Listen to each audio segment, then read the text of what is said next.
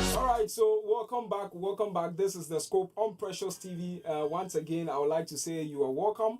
I have a very important personality with me in the studio, but before I introduce him, I just want to echo that this program is proudly sponsored by Paradise Park Treated Water. So make sure you get yourself one. And also, if you're an upcoming artist, if you have any upcoming events or program you want to use this platform, all you have to do is to call the numbers on your screens or WhatsApp us, and definitely we are going to get in touch with you and get you onto the show. But talking about an important personality, I've listened to his songs over and over and over again. I love his songs, and sometimes I wonder how he puts all of those songs together.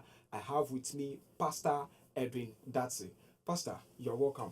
Pleasure is mine. In fact, I'm so excited. I'm so happy to have you in the studio right now. But first of all, I would like to find out, how do you come about with your songs? That's a great question. Yeah. Don't know how I'm going to answer. I think that a lot of things influence my songwriting. Okay. Sometimes I'll be listening to a word, and I'll write. Sometimes I write out of necessity. I feel that when I see there is a need for a particular kind of song, which is not in the system, I feel I should just speak to that. For example, I mean, we don't have a lot of English songs that speak to thank you or communion, really written by Ghanaians or sort of Africans. okay. Much of it will be from the western side, Yeah. and then maybe some other African nations, few of them like Nigerians.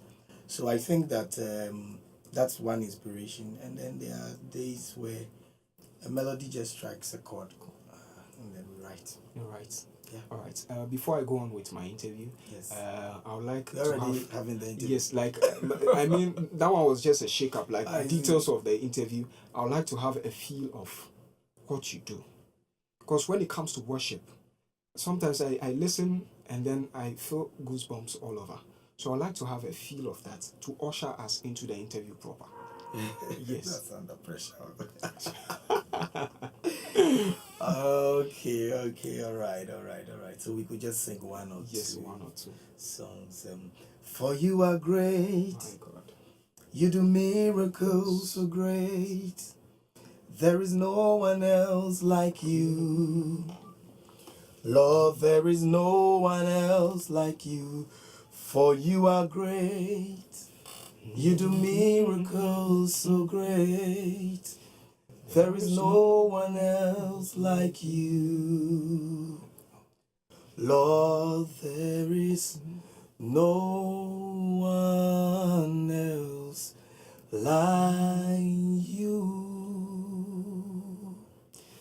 Wow.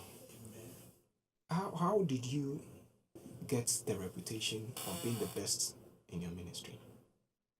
I don't know if I'm being too tough on you. Yeah, best. I don't think. Because when I was trying to get more details about Pastor Edwin Dadson, Okay. then the moment I search, all I get is your songs, videos popping up. And it's the only reason you get to that stage is when people visit or get to watch your video. So that means you're best at what you do. It's not as if I'm praising but you need to give honor to whom honor is due. So how did you get that reputation of being the best at what you do? I think I'm a person who learns quick. I learn and I like learning. Okay. And I serve under a great ministry of Dr. Utabel in ICGC Christ Temple. And it has shaped my life. Okay. I used to sing. The guys you interviewed, Fountain, I've been with Fountain and a couple of other global evangelical churches and done a lot with them.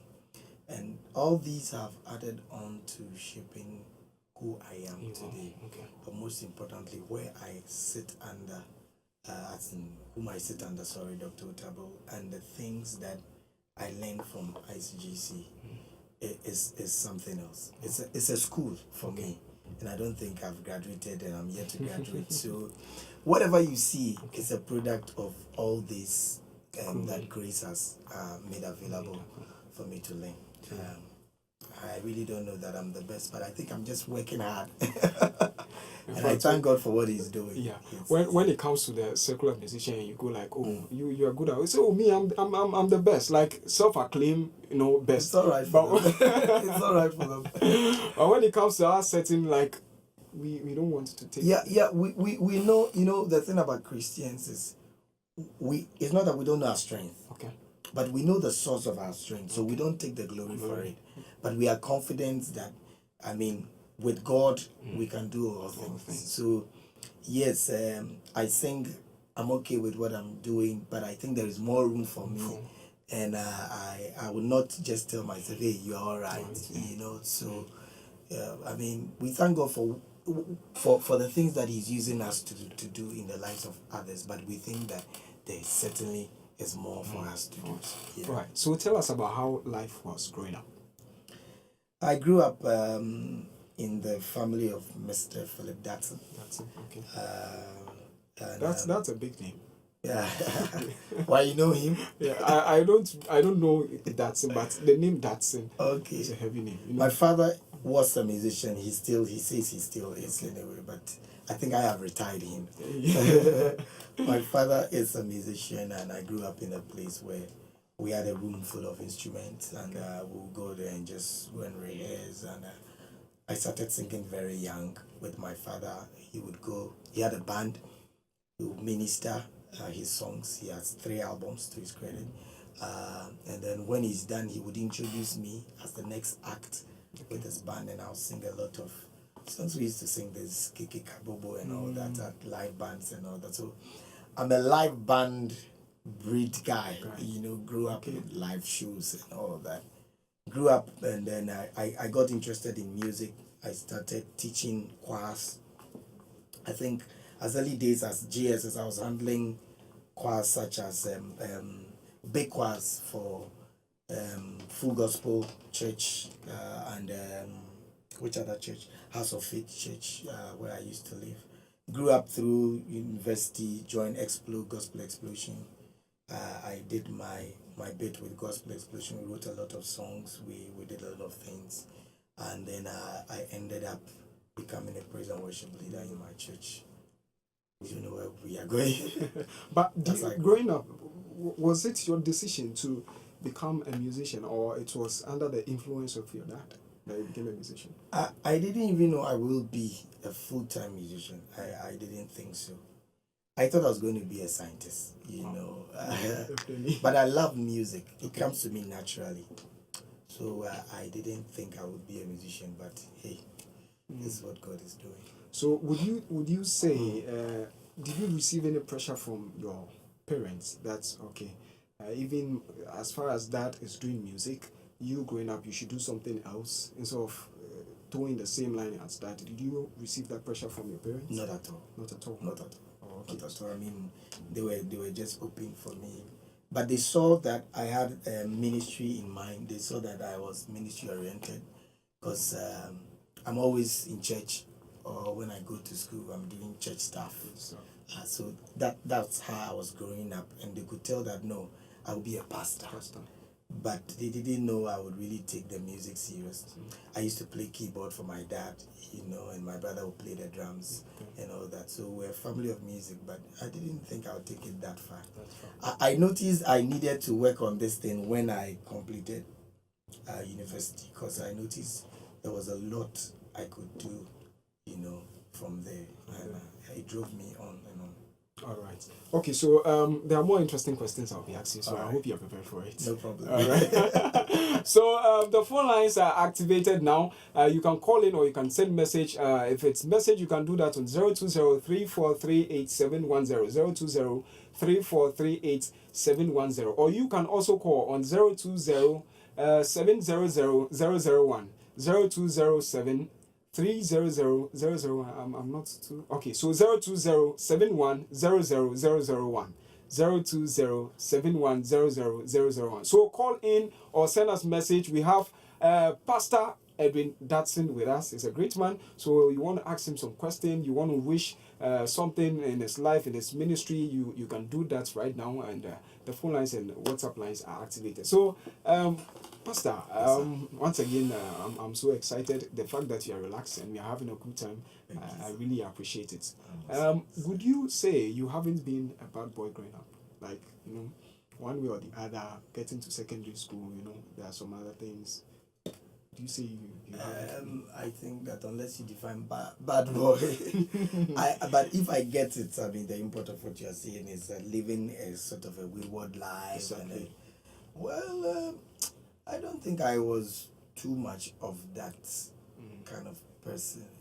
I would say that I almost got there, but for some reason, I lived in Tema when I was growing up, and then the area we lived where we had some bad boys, and I was in their company, and so vulgar words was something that we used to say.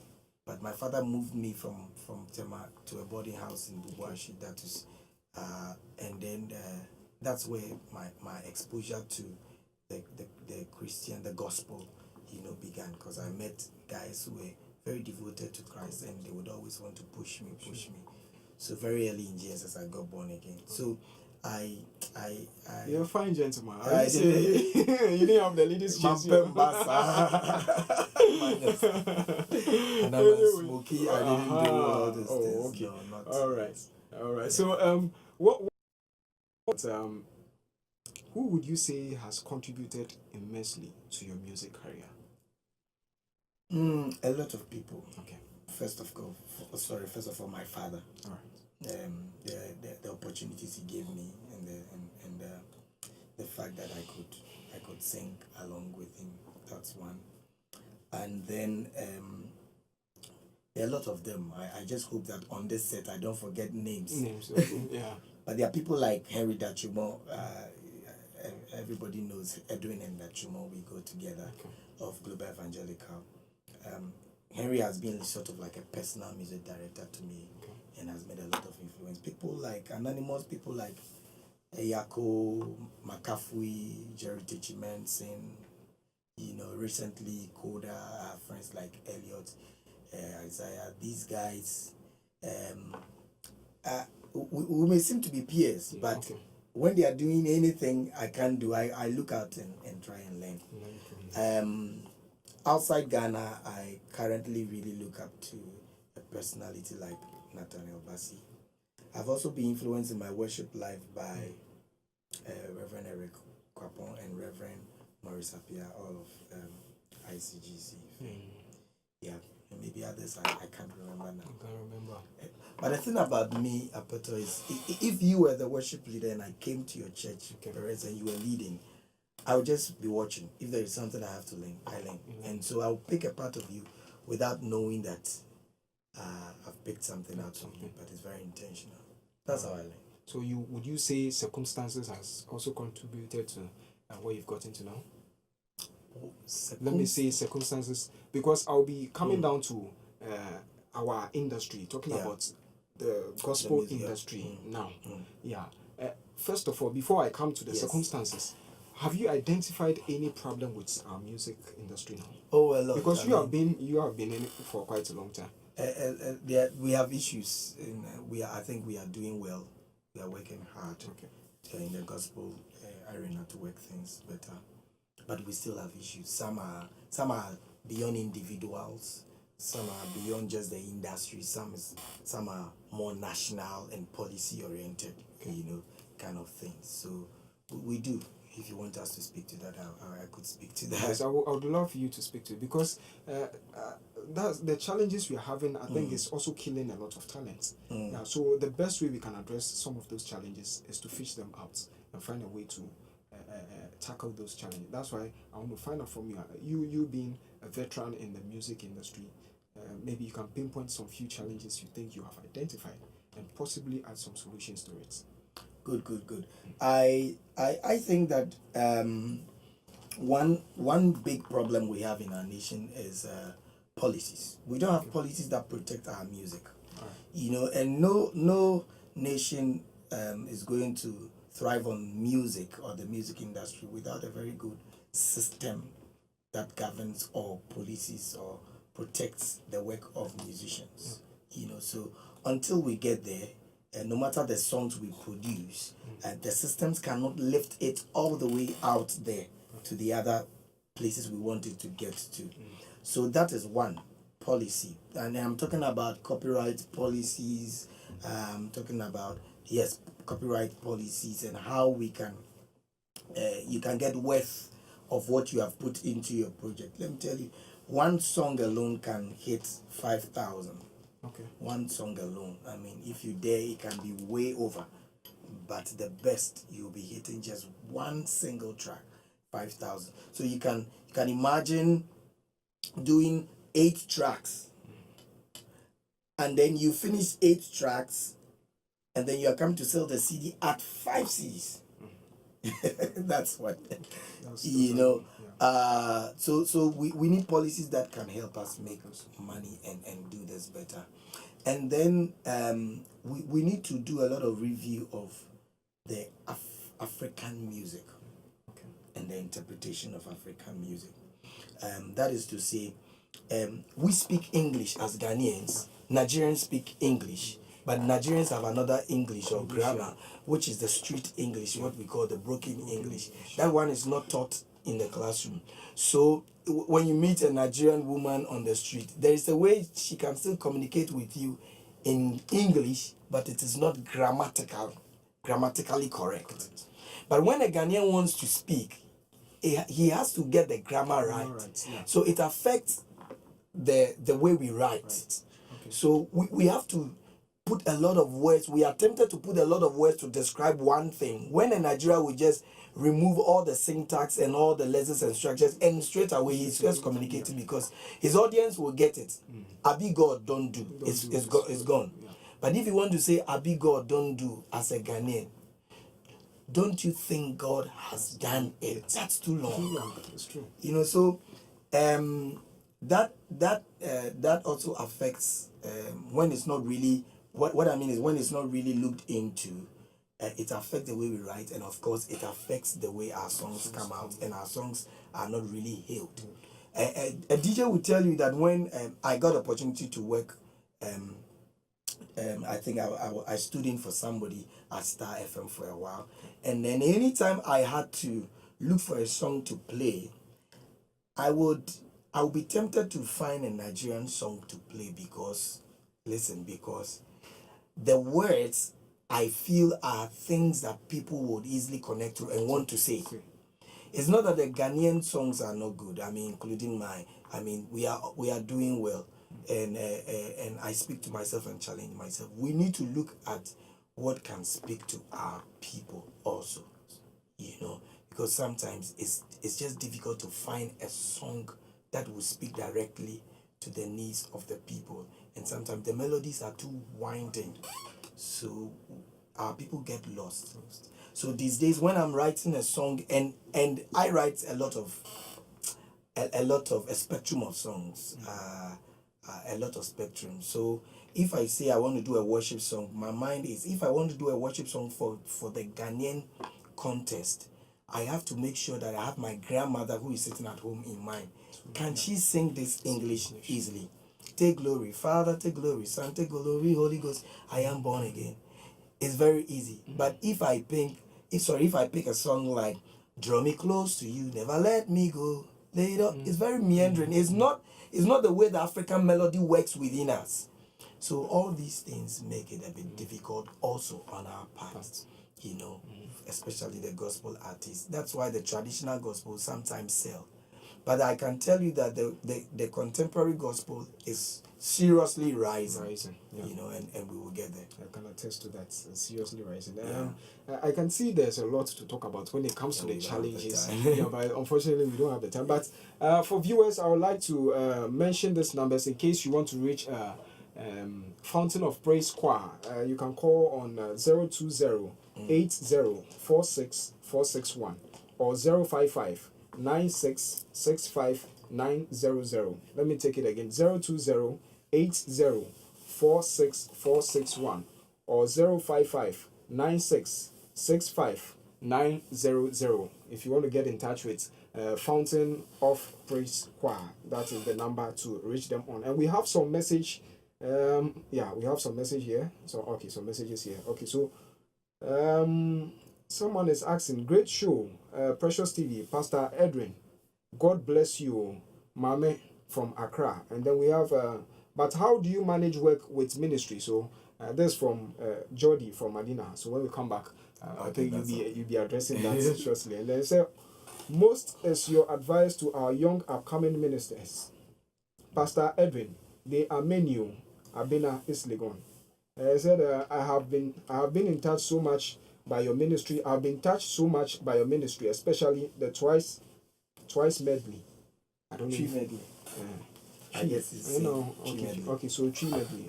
Okay. And more over higher. Yeah. Got me dancing each and every time. God bless you, Jesse, ICGC. All right. So how do you blend work with ministry? For me, my work is being a music pastor. I have oversight for Christ Temple Music, and then I do my personal music thing. But church and Christ Temple is first. Okay. I mean, I don't go out on Sundays. I mean, unless I'm on leave or something. So I don't negotiate gigs on Sunday mornings. I put all my gigs in the evenings. So I put church first. Okay. I put church first, and then I put my personal ministry second. Okay. So if you ask me to do something, I'll juggle that and make sure that one comes first. And then if I think I can make it for yours, I will. But I'll let you understand that that's where I am tied to first. All right. So that's how I do that. Okay.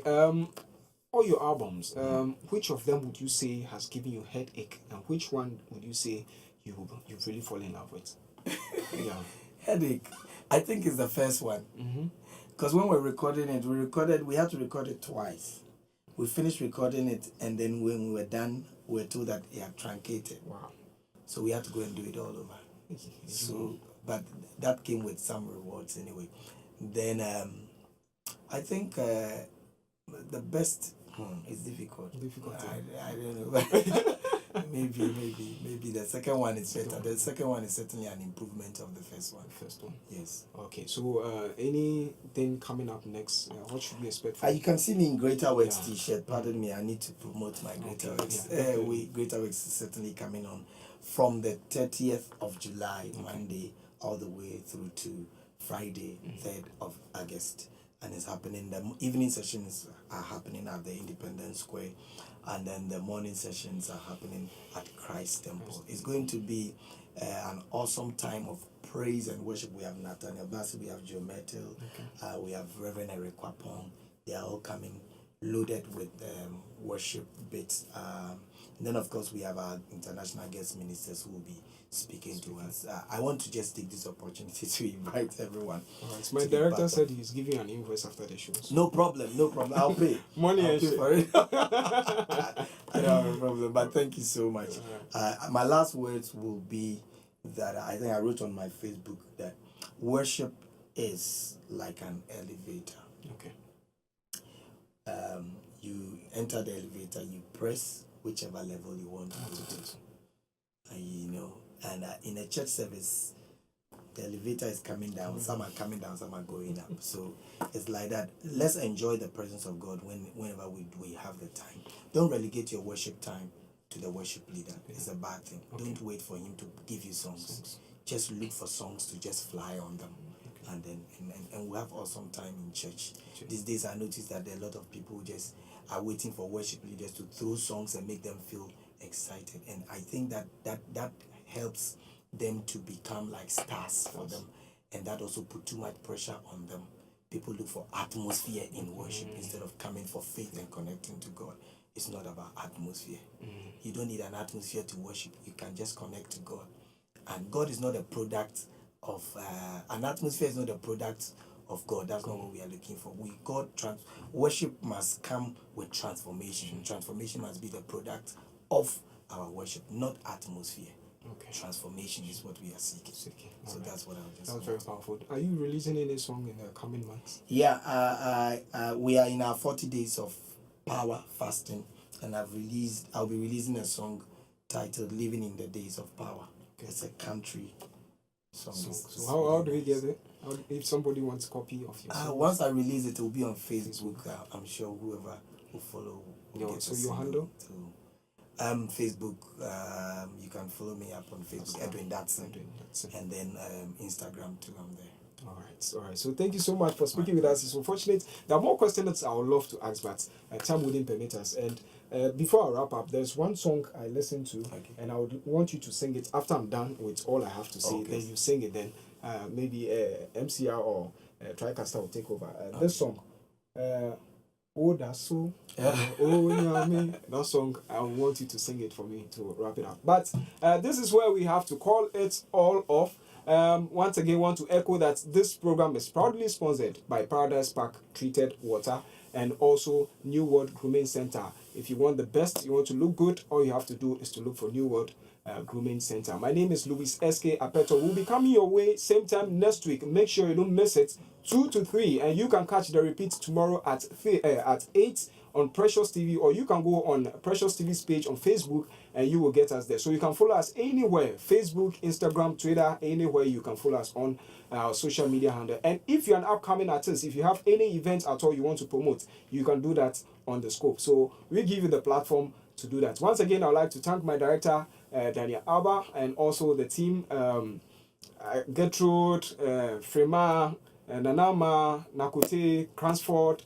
TriCaster, everybody there. In fact, all the team members, we want to say thank you so much for your contribution. So you catch us same time next week. But Pastor Edwin Dadson, oh that's so. Oh that's so, yeah. He said let me sing it the way we used to sing it, right? Hey, no. Oh nyame unsa trada. Oh that's so, yeah. Oh nyame unsa trada titi bremo uyo nyame eneso uyo nyame odaso ye o nyame unsa trada. Thank God for the person who wrote the song. I mean, it's a blessing. That song has been a blessing to all of us. I mean, thank you, sir.